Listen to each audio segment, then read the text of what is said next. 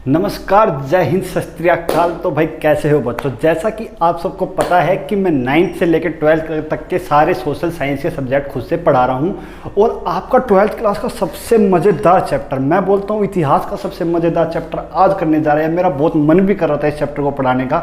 सही बताऊँ तो इसको पढ़ाने के लिए मैं बहुत ज़्यादा एक्साइटेड भी हमेशा रहता हूँ। आपको समझ में आ रहा होगा हम कौन सा चैप्टर पढ़ने वाले। जी हाँ बच्चों, हम पढ़ने वाले 1857 रेबल एंड द राज। समझ रहे हो ना, 1857 का रिवोल्ट इसमें आने वाला है। 1857 में ऐसा क्या है कि मैं इतना एक्साइटेड हो रहा हूँ, इतना खुश हो रहा हूँ। चलो उससे पहले मैं अपना इंट्रोडक्शन दे देता हूँ। दोस्तों मेरा नाम है आशीष और मैं 12th क्लास के सारे सब्जेक्ट आपके लिए बहुत अच्छे से क्लियर करा रहा हूँ। हर सब्जेक्ट की प्लेलिस्ट बहुत अच्छे से आपको प्लेलिस्ट सेक्शन में मिल जाएगी। ठीक है, तो चलिए भाई वीडियो शुरू करते हैं।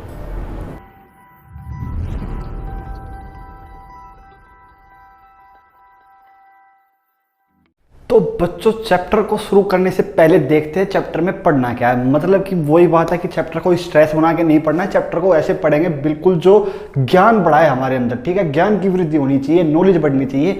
और अभी बताता हूँ मैं इस चैप्टर में हम क्या क्या पढ़ने वाले। देखो भाई, इस चैप्टर में हम पढ़ने वाले 1857 की क्रांति हुई क्यों, क्या थे रीज़न 1857 की क्रांति होने के, 1857 का रिवोल्ट होने के पीछे रीज़न क्या क्या थे, हम ये नंबर 1 पढ़ने वाले हैं। नंबर 2 हम पढ़ने वाले हैं कि इसमें लीडर्स कौन थे। ठीक है, कौन कौन लीडर्स, यानी कि जैसे कि आपको पता है कि आज़ादी से पहले राजा महाराजा रजवाड़े हुआ करते थे इंडिया में, तो हम उसके बारे में पढ़ने वाले हैं कि इस जो ये 1857 क्रांति हुई थी उसमें कौन कौन से लीडर आए थे, को कौन सा किस जगह का नेतृत्व करते थे। जैसे कि झांसी की रानी के बारे में पढ़ेंगे हम, झांसी की रानी झांसी से आई थी। ठीक है, अवध के बारे में पढ़ेंगे, बेगम हजरत महल आएगी। ठीक है, हम लखनऊ के बारे में पढ़ेंगे। ठीक है, नाना साहेब जी आएंगे। तो ऐसे ही हम अलग अलग लीडर्स के बारे में इस चैप्टर में पढ़ने वाले हैं। नंबर 2 हो गया। नंबर 3 हम पढ़ने वाले हैं कि अंग्रेजों का उस टाइम पे क्या रिएक्शन था, अंग्रेजों का उस पर जब ये विरोध हो रहा था, अंग्रेजों की क्या हालत थी इंडिया में। नंबर 3 पे हम वो पढ़ने वाले हैं। नंबर 4 पे हम पढ़ने वाले हैं फिर अंग्रेजों ने इसका रिस्पॉन्स कैसे किया, कैसे इसको दबाया गया। जैसे कि हम सबको पता है कि 1857 का अगर कामयाब हो जाता तो हम तभी आज़ाद हो जाते हैं, अंग्रेज तभी इंडिया छोड़ के भाग जाते, लेकिन कामयाब नहीं हो पाया था। तो वो हम बताएंगे कि अंग्रेजों ने कैसे इस विरोध को दबाया। पूरा हम इस बढ़िया बहुत अच्छे से कहानी की तरह मैं आपको बताऊंगा। ठीक है, और आखिर में ऐसा भी आपको एक वाक्य बताया जाएगा जिसमें इमेजेस ऑफ रिवोल्ट, यानी कि जो ये युद्ध हो रहा था, जो ये रिवोल्ट हो रहा था, जो ये बगावत हो रही थी, इसमें अंग्रेजों ने पूरी दुनिया को क्या दिखाया। मतलब कि हम जो इंडिया के लोग उनसे विरोध कर रहे हैं, उनकी बातों का हम जो बगावत कर रहे हैं, उसको पूरी दुनिया में दिखाया जा रहा है कि यहीं के लोग गलत है, हम तो ठीक है, यहाँ के लोग जंगली है, यहाँ के लोग देहाती है। वो इमेजेस कुछ ऐसी आएगी, वो मैं आपको दिखाऊंगा। ठीक है भैया, तो चैप्टर को शुरू करने से पहले मैंने पूरा एक इंट्रोडक्शन आपको दिया है और अभी मैं आपको अभी धीरे धीरे सारी चीज़ों का ओवरव्यू देता हूँ। फिर 1-2 वीडियो में इस चैप्टर को इतने अच्छे से खत्म कर देंगे। मतलब कि मज़ा आना चाहिए भाई चैप्टर पढ़ने में। ठीक है, नॉलेज बढ़नी चाहिए, मज़ा आना चाहिए। स्ट्रेस को लेकर बिल्कुल नहीं कि ये चैप्टर भी करना पड़ेगा, ये चैप्टर भी करना पड़ेगा, ऐसा बिल्कुल नहीं। 12th क्लास है और पढ़ाई में मन नहीं लगाना, पढ़ाई को इंजॉय करके पढ़ना, और वही मैं आपके साथ कराने वाला हूँ। ठीक है भाई। हाँ तो भाई दोस्तों सुनो, 1857 की क्रांति में ऐसा क्या था। देखो मैं एक कहानी के तौर पर आपको वीडियो में सारा ऐसा बता दूंगा कि आपके मतलब कि एक तो उत्साह भी आएगा, पढ़ाई में मज़ा भी आएगा, इंटरेस्ट भी बनेगा और कभी चाहकर भूल भी नहीं पाओगे। ऐसा क्या करने वाला हूँ मैं, देखो अब देखो 1857 की क्रांति, first war of independence by V D Savarkar. मतलब समझे, मतलब कि भारत की आज़ादी के लिए पहली लड़ाई लड़ी गई थी। 1857 ऐसी लड़ाई थी जिसको पहली लड़ाई बोला जाता है भारत की अंग्रेजों के विरुद्ध। अंग्रेजों के विरुद्ध उससे पहले भी होते रहे, लेकिन कभी ऐसा नहीं था कि अंग्रेजों को देश से भगाने के लिए लड़ाई की जाए। लड़ाइयाँ होती थी और किस लिए होती थी, लड़ाइयों का मकसद होता था कि भाई कोई किसान है, किसान को अपना मेहनताना नहीं मिल रहा, वो उसके लिए लड़ाई कर रहा है। कोई जमींदार से परेशान है, उसके लिए लड़ाई कर रहा है। कोई अंग्रेज के छोटे मोटे कानून से परेशान है, वो उसके लिए लड़ाई कर रहा है। लेकिन सबसे पहले 1857 में इतने बड़े लेवल का विद्रोह हुआ जो 1947 तक, आज़ादी तक, उसके बाद भी अंग्रेजों के मन में डर बैठ के रहा। अगर कहीं पर भी हल्का बहुत भी कहीं पर होता था ना कि गुस्सा लोगों को दिखा कि लोग बाग गुस्से हो गए, उसी वक्त अंग्रेज छोटा ना कुछ ऐसा कर देते थे कि लोग बाग खुश हो जाए, क्योंकि उनको पता था कि 1857 जैसी क्रांति अगर दोबारा होती है तो उनको इंडिया छोड़कर उसी वक्त जाना पड़ जाएगा। तो दोस्तों आपके चैप्टर के हिसाब से, सिलेबस के हिसाब से इसमें क्या दिया हुआ है।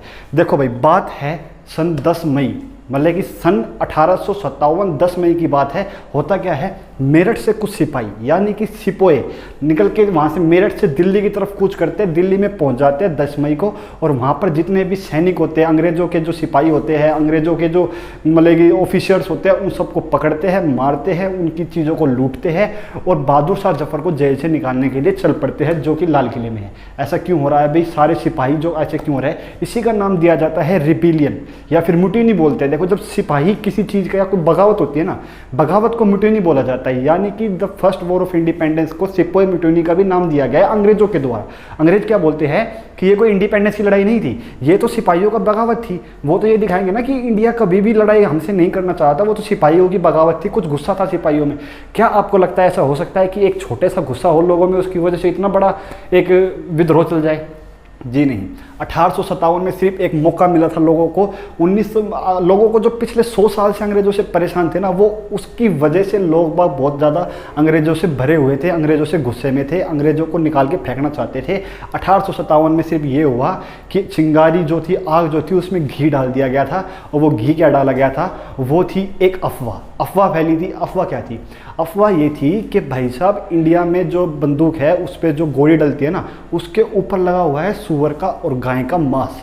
ये क्या बात हुई? अफवाह कैसी है भाई? हमने तो यही पढ़ा है कि ये तो ऐसा ही था रियल में। फिर देखो उसके बारे में मैं बताता हूँ, पहले बताते हैं बात क्या थी। बात ये थी कि 1857 में ये अफवाह फैली कि भाई साहब, जो ये गाय का और सूअर का मांस मिला के बंदूक बनाई जाती है, गोली बनाई जाती है, और गोलियों को इनको मुंह से छीलना होता है। और जैसे इन गोलियों को अगर मुंह से छीलोगे और उसमें डालना पड़ेगा, तो भाई हिंदुओं का धर्म भ्रष्ट क्योंकि गाय का मांस है, मुसलमान का धर्म भ्रष्ट क्योंकि मुसलमान अब उसको पवित्र मानते हैं सूअर को। तो भाई इस चीज़ से हिंदू मुसलमान की हो गई यूनिटी। और बिल्कुल साफ मना कर दिया, भारत में जब जब धर्म के ऊपर बात आई है, लोग बाग चाहे हिंदू हो, चाहे मुसलमान हो, चाहे सिख हो, बिल्कुल एकदम किसी चीज़ को सुनने को तैयार नहीं होते। तो ऐसे ही हुआ, लोग बागों ने बोला भाई बिल्कुल नहीं सुनने वाले हम अंग्रेजों की, और अब तो इनको भगाना ही पड़ेगा। अब सिर्फ एक उसकी बंदूक की गोली की वजह से लोग बाग इतने बड़ा विद्रोह हो जाएगा? जी नहीं। अंग्रेज पिछले 100 साल से भारत में हैं और 100 साल से भारत को कर रखा है परेशान। अब इसमें जो 1857 में बड़े बड़े नेता आते हैं, जैसे कि झांसी की रानी, जी हाँ, मणिकर्णिका, और नंबर 2 कौन सा आता है? मंगल पांडे। मंगल पांडे जो पहला वीर था जिसने अंग्रेजों के खिलाफ युद्ध की शुरुआत कर दी थी। यानी कि जो वो बंदूक थी, जो वो गोली थी, जो मंगल पांडे ने साफ मना किया, भाई मैं इसको मुंह से छीलने वाला नहीं हूँ। ठीक है, जैसे ही अफसर ने बोला कि तू कैसे नहीं छीलेगा, भाई साहब उसकी बंदूक ले गए, अफसर को मार दिया मंगल पांडे ने। मंगल पांडे ने जैसे ही अफसर को मारा, उसके बाद क्या होता है? मंगल पांडे ने जैसे अफसर को मारा, मंगल पांडे को तोप के सामने खड़ा करके उड़ा दिया जाता है। अब भाई नॉर्मल सी बात है, कोई सिपाही है, बहुत सारे सिपाहियों को पता चलेगा कि हमारे एक दोस्त ने इनके खिलाफ आवाज़ उठाई, उसको तोप के सामने खड़ा करके मार दिया और हम अब भी इनकी मदद करें? ऐसा तो नहीं होने वाला। लोग बाग हुए इकट्ठे, बोले भाई इनको भगाएंगे, बिल्कुल भगा के ही मानेंगे। अब इन्होंने कैसे हमारे आदमी को मार दिया, और पिछले 100 सालों से परेशान करते आ रहे हैं, और मौका अब तो दे दिया बहुत ज़्यादा। 100 सालों से कैसे परेशान करते आ रहे हैं भाई? देखो, अब एक ही रूमर था, ये देखो बात को एक बार कनेक्ट करते हैं। एक अफवाह फैली कि पूरे देश में ये सिपाही जो थी, ये बंदूक थी, इसके ऊपर सूअर का और गाय का मांस आया। ये अफवाह कैसे फैली? इसकी एक कहानी है कि एक बार एक जो है छोटी जाति का आदमी आता है सिपाही के पास पानी मांगने के लिए। सिपाही बोलता है मैं तेरे से पानी नहीं दूंगा, तू छोटी जात का है, मेरी जात भी छोटी हो जाएगी अगर तूने मेरे मटके से पानी पी लिया तो। भाई साहब उस पर जो वो छोटी जात का जो भी था वो मांगने आया था, उसने बोला, विच जात तो छोटी बड़ी होती नहीं, लेकिन उसने कुछ बोलने के लिए, कुछ अपनी बात को टोंट मारने के लिए उसने बोला कि जब तुम वो बंदूक जिसमें गोलियाँ सूअर की और गाय के मांस से बनी हुई है उसको मुँह से छीलते हो, जब तुम्हारी जात छोटी नहीं होती, और अब तुम मुझे पानी दे दोगे तो अब तुम्हारी जात छोटी हो जाएगी। तो भैया सारी बात उठती है यहीं से। जैसे ही उस सिपाही ने ये बात सुनी, वो बोला भाई ऐसे कैसे हो सकता है? बात जंगल में आग की तरह फैलती है, और जंगल में आग की तरह बात फैलने के बाद क्या होगा कि भाई अब लोग बाग एक से सिपाही इकट्ठे हो जाएंगे, लोग पूछने लग जाएंगे उससे। एकदम से लोगों ने विश्वास भी कर लिया इस अफवाह पे। क्यों कर लिया? क्योंकि अंग्रेज पहले से ही हमारे रिलीजन के खिलाफ काम करते आ रहे थे भाई। ठीक है, ऐसा नहीं था कि लोग बागों ने ऐसे कैसे मान लेंगे कि अगर कोई आके बोल देगा एक आदमी से मान जाएगा पूरा सिपाही पूरे देश का। जी नहीं, वो इसलिए था क्योंकि अंग्रेज सती प्रथा बंद करा चुके थे हमारे देश से। हालांकि बेकार चीज़ थी, लेकिन लोगों को ये तो था कि हमारे धर्म के साथ खिलवाड़ किया है। क्रिश्चियन मिशनरी यानी कि धर्म परिवर्तन करने वाले क्रिश्चियन यहाँ पर बहुत सारे घूम रहे थे उस वक्त इंडिया में अंग्रेजों के आने के बाद। तो लोगों को उस चीज़ का भी पता था कि ये हमारे धर्म को परिवर्तन करा रहे हैं अपने फायदे के लिए। तो भैया लोग बागों को इस चीज़ का बिल्कुल, एक पहले ये भी अफवाह फैल चुकी थी कि जो आटा होता है सिपाहियों के खाने का, उसमें ये लोग क्या करते हैं, ये हड्डियों को चूरा मिलाते हैं और लोगों का धर्म भ्रष्ट हो जाता है। तो एक ये भी कारण हो गया। और एक कारण ये भी था कि भाई हिंदू धर्म में क्या होता है कि अगर समुद्र पार करके आप जाओगे तो आपका धर्म भ्रष्ट हो जाएगा, आप अपनी जाति से निकाले जाओगे। यानी कि इंडिया का जब अमेरिका जो है, ये इंग्लैंड जो है, इसका पूरी दुनिया में राज है, पूरी दुनिया में इसकी कॉलोनी है। अब अमेरिका में भी कॉलोनी है, अफ्रीका में भी कॉलोनी है। और जाया कैसे जाएगा? समुद्र के रास्ते। वहाँ पे कुछ काम है, इंडिया के सिपाहियों को बिठा के ले जाएंगे नाव में, वहाँ पे लेके जाएंगे। लेकिन लोग बाग जो हिंदू धर्म के वो मना कर रहे हैं कि भी हम नहीं जाएंगे, हमारा धर्म भ्रष्ट हो जाएगा। लेकिन ज़बरदस्ती उनको लेके जा रहे हैं अंग्रेज। तो इसके बाद क्या होगा, अब लोग बागों को समझ में आ रहा है कि ये धर्म को तो कुछ नहीं मानते, धर्म के खिलाफ ये कुछ भी कर सकते हैं, तो ये पॉसिबल है कि इन्होंने गाय का और ये सूअर का मांस मिलाया होगा। तो ये अफवाह जैसे फैलती है, लोग बाग इकट्ठे होते हैं, 10 मई का दिन होता है कि भाई अब तो अंग्रेज़ों को उखाड़ फेंकेंगे। धीरे धीरे ये जो है आंदोलन इतना बड़ा होता आता है क्योंकि लोग बाग बहुत चीज़ों से, कई चीज़ों से परेशान है।